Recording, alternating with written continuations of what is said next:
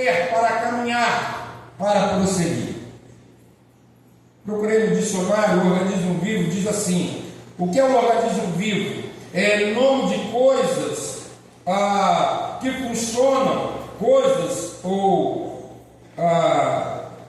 criaturas que vivem por si só, animal, ser humano, bactéria, parasita, uma planta.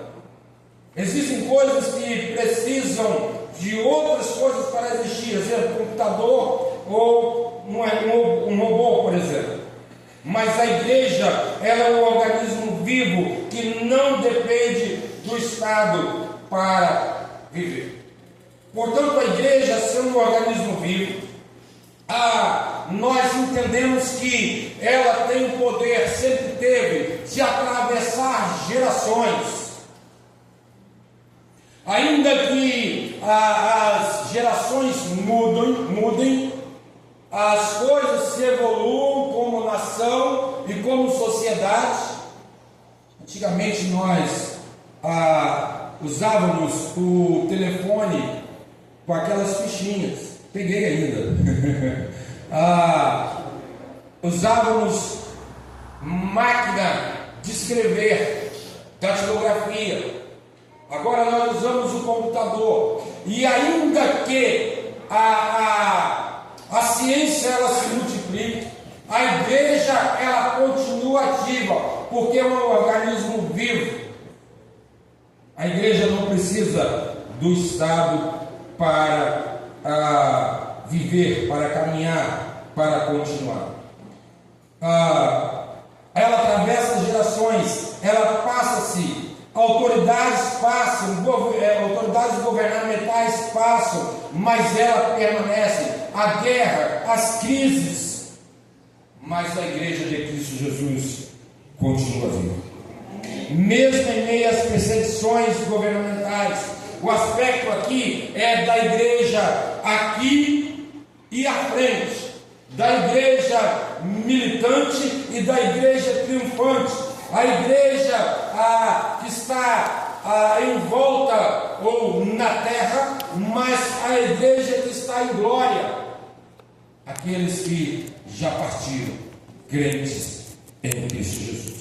Lembrando que igreja, nós não estamos falando tão somente do aspecto de tempo, de construção, mas a igreja invisível, pessoas salvos em Cristo Jesus.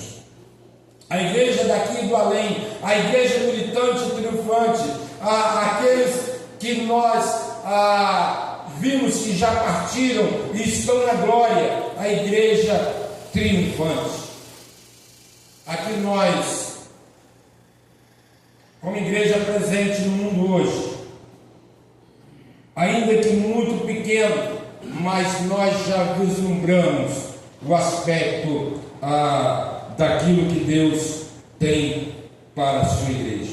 Primeiro aspecto, a igreja é um organismo vivo. Segundo aspecto, a igreja é um organismo jurídico.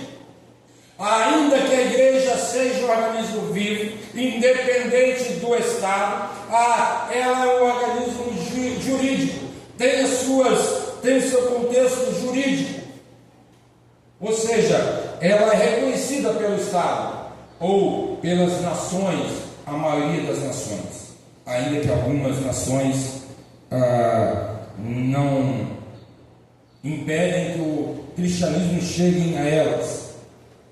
Mas Deus é poderoso, mesmo nas nações mais fechadas. O Evangelho tem chegado àquelas pessoas que ali estão. A igreja é um organismo jurídico, portanto, com direitos e deveres nesta terra. Ela está sujeita às leis das nações em que ela está inserida, enquanto estes governos não estejam interferindo no aspecto de culto e autoridade da Bíblia. Nós devemos, cada um de nós, eu e você, nós devemos nos atentar às leis do nosso país. Infelizmente há seitas que colocam que aqueles que estão envolvidos no meio do cristianismo não devem obedecer às leis. Não, pelo contrário. As leis do Estado, aquelas que não interferem na igreja e nas questões bíblicas, devemos sim obedecer. Romanos 13.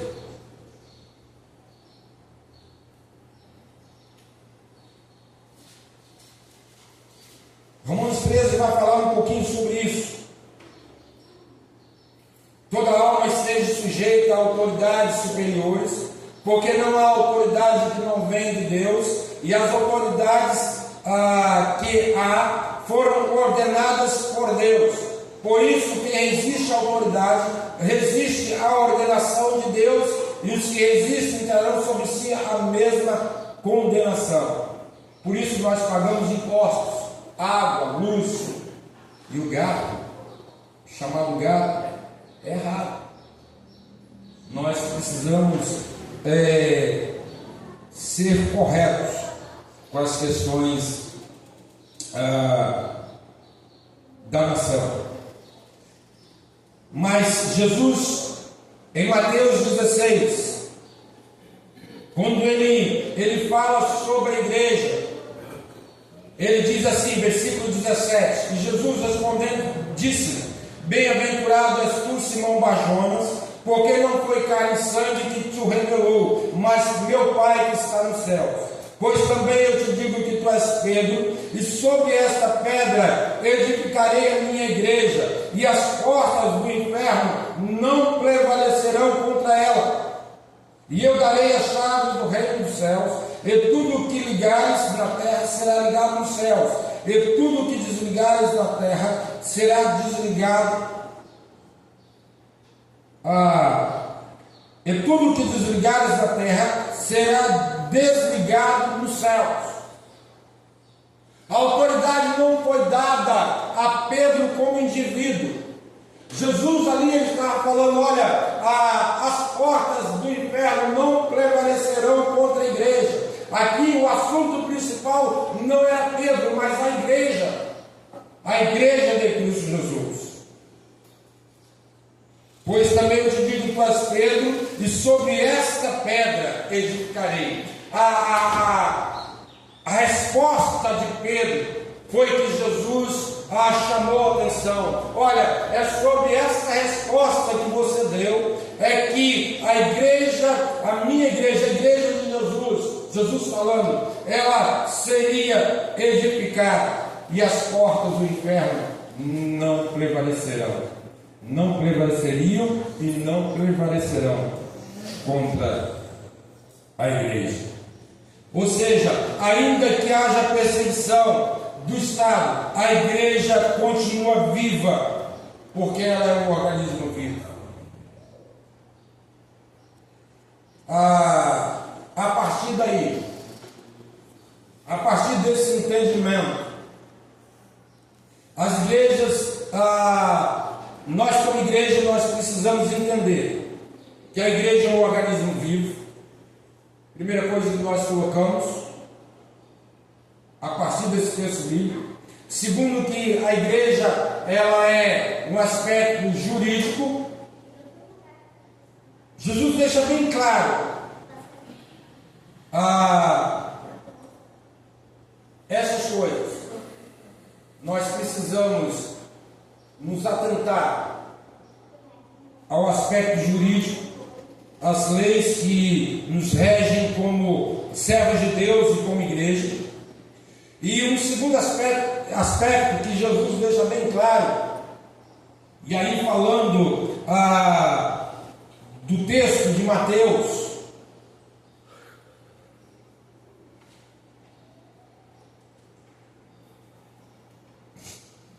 quando Jesus fala assim: olha, dai a César o que é de César, e a Deus o que é de Deus. A palavra no grego é kurios, que é usada aqui. No hebraico, a palavra kurios é Senhor. Mas Jesus está falando o seguinte: olha, César é Senhor, mas com letra minúscula, porque o Rei dos Reis, o Senhor do Senhor é Jesus. É Deus que é o soberano e não César. Então, dá a César o que é de César, no aspecto de governo, mas a Deus aquilo que é de Deus. César, no aspecto ali, não era Deus. A palavra Senhor ali, Jesus estava querendo dizer o seguinte: olha, César é Senhor, com letra minúscula, como a questão do respeito às autoridades, bem parecido com aquela coisa de respeito do filho para com o pai.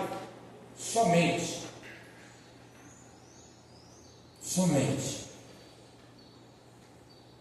No livro Inquisição e os Instrumentos de Tortura da Idade Média, o escritor Alcides Carneiro Pérez, na página 62, ele diz assim: Jesus não veio salvar o Estado, nem as entidades, mas sim os homens.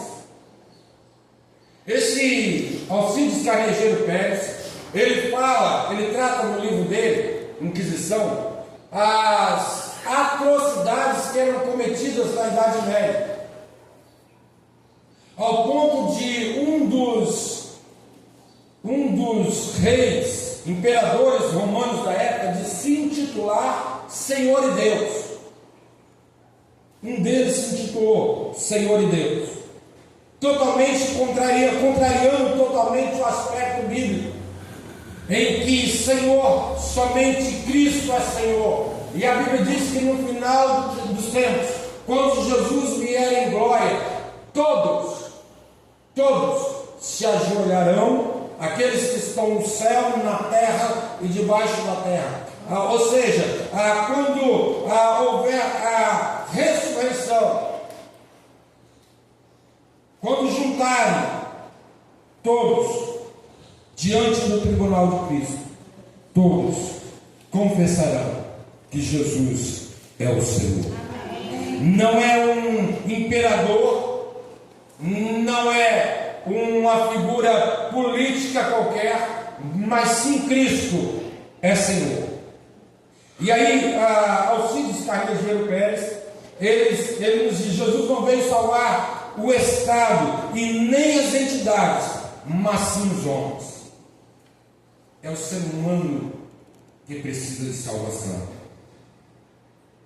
Então, igreja e Estado andam conjuntamente, têm as suas funções, foram criadas ou instituídas por Deus, mas com funções diferentes, separadas.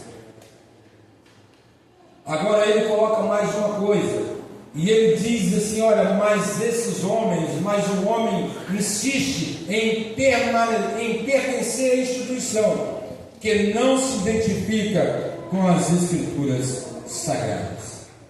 É nesse aspecto que nós entendemos que precisamos respeitar as autoridades, mas quando em determinado momento as autoridades elas vão contrária àquilo que Deus nos coloca, nos diz, como meta de fé e prática, como regra de fé e prática, aí sim, aí nós precisamos tomar partido. E é Deus em primeiro lugar.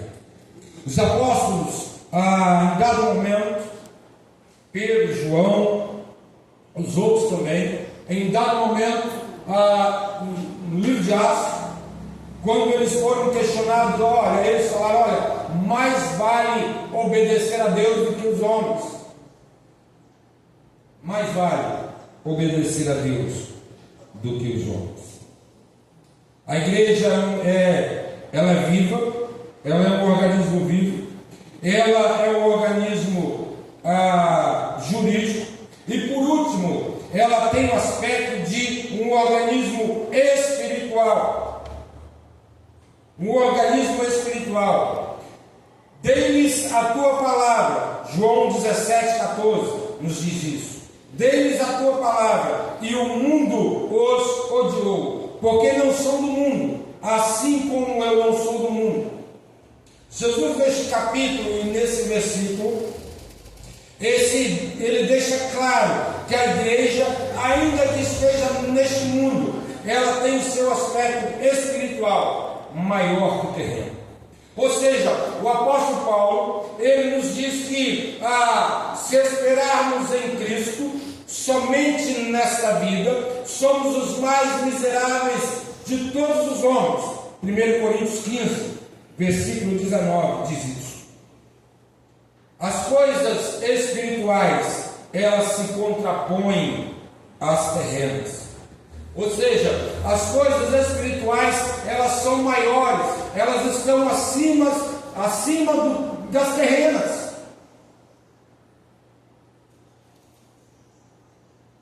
Hebreus fala sobre isso, o livro de Hebreus fala sobre isso.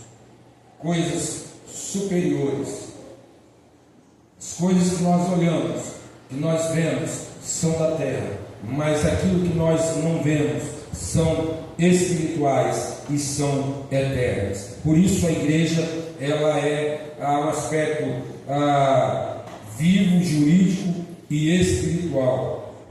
As coisas espirituais se contrapõem às terrenas. Portanto, as questões da igreja de Jesus são maiores que das nações, do que os estados, porque Deus é Senhor de tudo, da igreja, das nações e do universo.